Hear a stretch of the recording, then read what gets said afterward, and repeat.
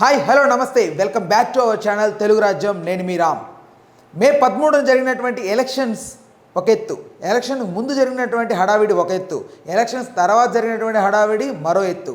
ఇప్పుడు చూసుకుంటే మెయిన్గా అందరి నోట వినపడుతున్నటువంటి మాట జగన్మోహన్ రెడ్డి గారు గెలుచుకున్నటువంటి ఈ హాట్ 11 సీట్స్ గురించే. బికాజ్ 151 స్థానాల నుంచి 11 స్థానాలకు పడిపోయినటువంటి జగన్మోహన్ రెడ్డి గారి ప్రభుత్వం ఇంత కూటమి బలాన్ని తట్టుకొని నిలబడ్డటువంటి ఈ 11 సీట్స్ గురించే ఇప్పుడు ఆంధ్రప్రదేశ్ మొత్తం మాట్లాడుకుంటుంది. ఈ 11 సీట్స్ గురించి మీ అందరికీ ఒక క్లియర్ ఇన్ఫర్మేషన్ అయితే ఇవ్వబోతున్నాను. ఇందులో కంటెస్ట్ చేసి ఎంత మెజారిటీతో నెగ్గుకొచ్చారో వాళ్ళందరి గురించి ఈ వీడియోలో అయితే చూద్దాం. అరకు నుంచి రేగం మత్స్యలింగం, ఈయన ఎస్టీ క్యాండిడేట్. ఓట్స్ 65,000 ఓట్లు వచ్చాయి. ఈయనకి మెజారిటీగా 31,800 ఓట్లు వచ్చాయి. ఇతనికి అపోనెంట్గా నిలబడినటువంటి వ్యక్తి బీజేపీ నుంచి పాంగి రాజ్యం అనే వ్యక్తి ఇతనికి అపోనెంట్గా నిలబడ్డారు. సో జగన్మోహన్ రెడ్డి గారి తర్వాత అత్యధిక మెజారిటీ వచ్చినటువంటి వ్యక్తి ఇతని. చాలా వరకు ఇందులో ఇండిపెండెంట్ పార్టీలు పాల్గొని ఈ ఓటుని అయితే వారి జాబితాలో మినిమం 10,000 నుంచి 20,000 మధ్యలో వేసుకున్నారు. రెండవ వ్యక్తి పాడూరు నియోజకవర్గానికి చెందినటువంటి విశ్వేశ్వరరాజు, ఎస్టీ క్యాండిడేట్. ఓటు 68,000 వచ్చాయి, మెజారిటీ 19,000. అపోనెంట్గా టీడీపీ లీడర్ గిద్ది ఈశ్వర్ గారు ఆయనకు పోటీగా నిలిచారు. ఆయనకి ఓట్లు సుమారుగా 50,000 ఓట్లు వచ్చాయి. దీంతోపాటుగా ఇండిపెండెంట్ క్యాండిడేట్స్గా నిలబడినటువంటి కొంతమంది వ్యక్తులకి సుమారుగా 30,000 ఓట్లు వచ్చినట్లుగా అక్కడ ఉన్నటువంటి రికార్డ్స్ చెప్తున్నాయి. సో మూడవ వ్యక్తి ఎర్రగొండపాలెం చెందినటువంటి నియోజకవర్గానికి తాటిపత్రి చంద్రశేఖర్ గారు పోటీ చేశారు, ఎస్సీ క్యాండిడేట్. Votes 91,700, majority 5,200. అపోనెంట్గా తెలుగుదేశం పార్టీ నుంచి గూడూరు ఎరిక్సన్ బాబు నిలబడ్డారు.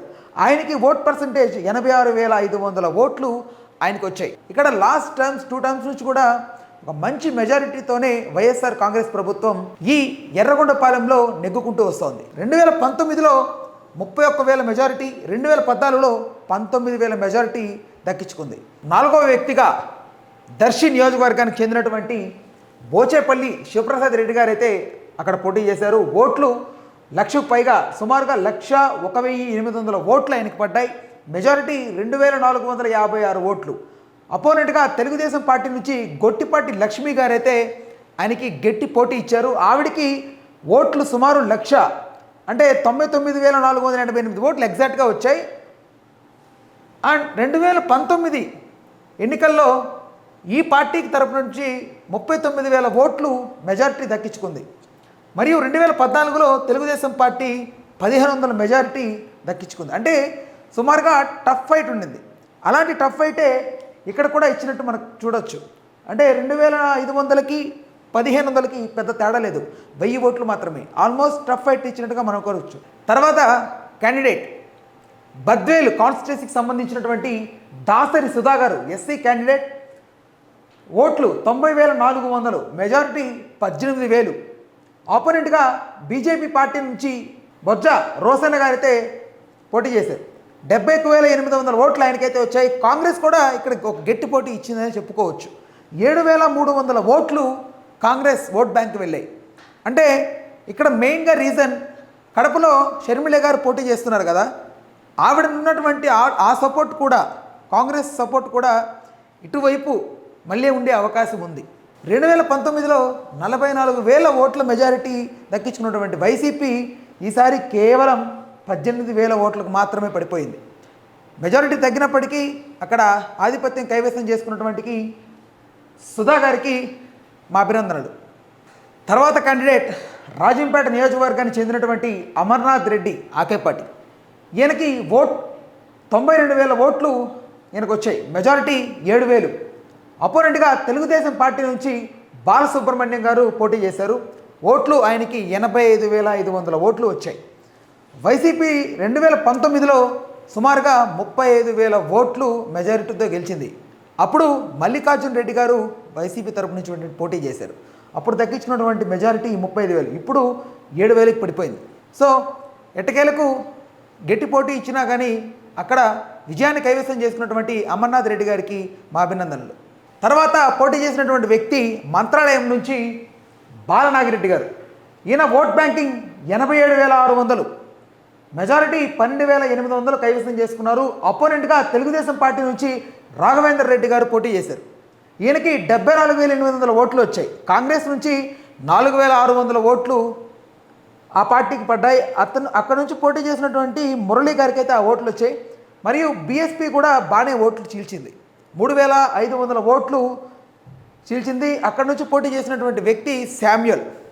మరి అదేవిధంగా 2019లో 24,000 మెజారిటీ ఉన్నటువంటి వైసీపీ ఈసారి కేవలం 12,000కు మాత్రం పడిపోయింది. అంత పోటీ అక్కడ ఉన్నప్పటికీ విజయాన్ని కైవసం చేసినటువంటి బాలనాగిరెడ్డి గారికి మా కృతజ్ఞతలు. తదుపరి వ్యక్తి అల్లూరు కాన్స్టిట్యున్సీకి చెందినటువంటి విరూపాక్ష గారు. ఈయన పోటీ చేసినటువంటి నియోజకవర్గంలో ఈయనకి సుమారుగా 1,02,000 ఓట్లు. ఈయన పోటీ చేసినటువంటి నియోజకవర్గంలో ఈయనకి సుమారుగా 1,02,000 ఓట్లు ఈయనకు వచ్చాయి. మెజారిటీ 2,800 ఓట్లు. అపోనెంట్గా తెలుగుదేశం పార్టీ నుంచి వీరభద్ర గౌడ్ పోటీ చేశారు. ఆయనకి ఓట్లు సుమారుగా 97,400 ఓట్లు వచ్చాయి. కాంగ్రెస్ కూడా ఇక్కడ పోటీ చేసింది. కాంగ్రెస్ నుంచి నవీన్ గారికి 5,700 ఓట్లు వచ్చాయి. అలాగే బీఎస్పీ నుంచి 1,300 ఓట్లు వచ్చాయి. నోటాకి 2,500 ఓట్లు. సో ఈ పార్టీ 2019లో 44,000 ఓట్ల మెజారిటీని కైవసం చేసుకుంది. అదేవిధంగా 2014లో ఇక్కడ గట్టి పోటీ జరిగింది వైసీపీ మధ్య మరియు ఎక్స్ పార్టీ మధ్య. సో అక్కడ కేవలం 2,500 మెజారిటీ మాత్రమే దక్కించుకుంది. ఇలాంటి మెజారిటీయే ఇప్పుడు మళ్ళీ ఇక్కడ రిపీట్ అయింది. సో ఎట్టకేలకు టఫ్ పోటీ జరిగినప్పటికీ, అక్కడ చాలా క్లిష్ట పరిస్థితులు ఉన్నప్పటికీ విజయాన్ని కైవసం చేసుకున్నటువంటి విరూపాక్ష గారికి మా అభినందనలు. మరొకరి గురించి మాట్లాడుకోవాలంటే పొంగనూరు కాన్స్టిట్యున్సీకి సంబంధించినటువంటి పెద్దిరెడ్డి రామచంద్రారెడ్డి గారు. ఈయన పేరు అందరికీ బాగా తెలిసే ఉంటుంది. ఈయనకి ఓట్లు 1,700, మెజారిటీ 6,090.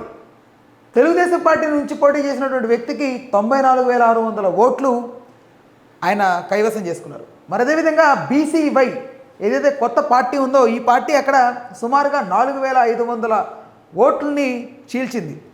ఆయన పేరు రామచంద్ర యాదవ్. కాంగ్రెస్ కూడా సుమారుగా 3,500 ఓట్లనైతే తన ఖాతాలో వేసుకుంది. మురళీ గారు అక్కడ నుంచి పోటీ చేశారు. నోటాకి కూడా దగ్గర 3,500 ఓట్లు పడ్డాయి. సో 2014, 2019లో 30,000 నుంచి 40,000 మెజారిటీ ఉన్నటువంటి వ్యక్తి పెద్దిరెడ్డి రామచంద్రారెడ్డి గారు. ఈయనకి ఇంత మెజారిటీ డౌన్ఫాల్ అవడానికి కారణం ఇక్కడ ఉన్నటువంటి ఎక్స్ పార్టీస్. సో ఈ రెండు కలిపితే ఈ మెజారిటీ కంటే ఎక్కువే.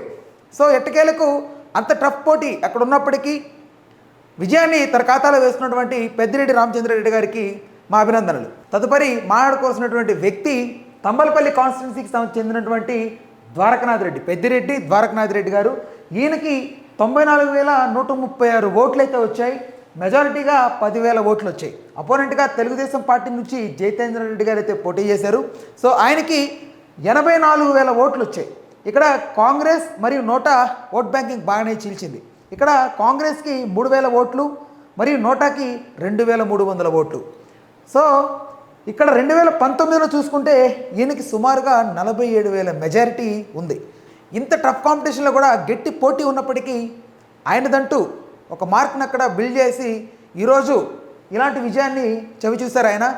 సో ఎట్టకేలకు అక్కడ ఉన్నటువంటి ఆ పోటీని తట్టుకొని గెలుపుని తన ఖాతాలో వేసుకున్నటువంటి పెద్దిరెడ్డి ద్వారకనాథ్ రెడ్డి గారికి మా అభినందనలు.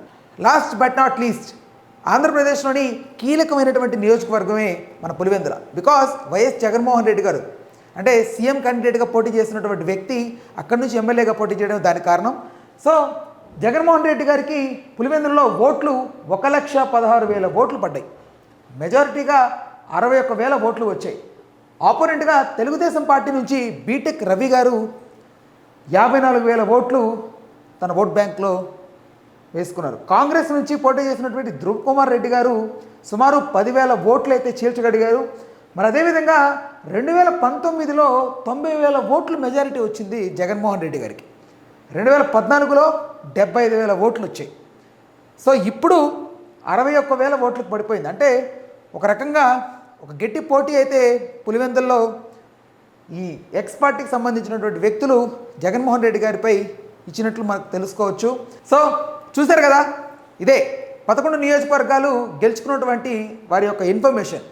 సో వీడియో నచ్చితే వెంటనే లైక్ చేయండి. మెయిన్గా ఇంత గట్టి పోటీ ఉన్నప్పటికీ అక్కడ వాళ్ళ ఒక శైలిని ప్రూవ్ చేసుకొని వారి యొక్క నియోజకవర్గ ప్రజలు వాళ్ళని ఆదరించి ఆ 11 నియోజకవర్గాల్లో వీళ్ళనైతే గెలిపించారు. గెలుపు ఓటములు అనేవి సహజమే. ఎప్పుడు కూడా స్ట్రాంగ్గా ఉండడం మనం పెద్దలను చూసి నేర్చుకోవాలి. సో జగన్మోహన్ రెడ్డి గారు ఇంతటి ఘోర ప్రజల్ని ఫేస్ చేసినప్పటికీ ఒక మనోధైర్యంతో ఆయనైతే మళ్ళీ గట్టి కంబ్యాక్ ఇస్తానైతే చెప్పారు. So really hats off to his guts. So మరిన్ని అప్డేట్స్ కోసం అయితే మన ఛానల్ వెంటనే సబ్స్క్రైబ్ చేసుకోండి. Stay tuned to our channel. నేను మీ Ram. Please do subscribe to Telugu Rajyam channel. Please do subscribe to Telugu Rajyam channel. Please do subscribe to Telugu Rajyam channel. Hi అండి, నేను మీ ఆర్పీని, నెల్లూరు పెద్దారెడ్డి చేపల పులుసు ఓనర్ని. మీరు తెలుగు రాజ్యం అనే ఈ యూట్యూబ్ ఛానల్ సబ్స్క్రైబ్ చేసుకుని మంచి మంచి వీడియోలతో వస్తారు. Thank you so much. Hi people, I'm Sonakshi Verma and you please watch Telugu Rajyam and please subscribe to the channel.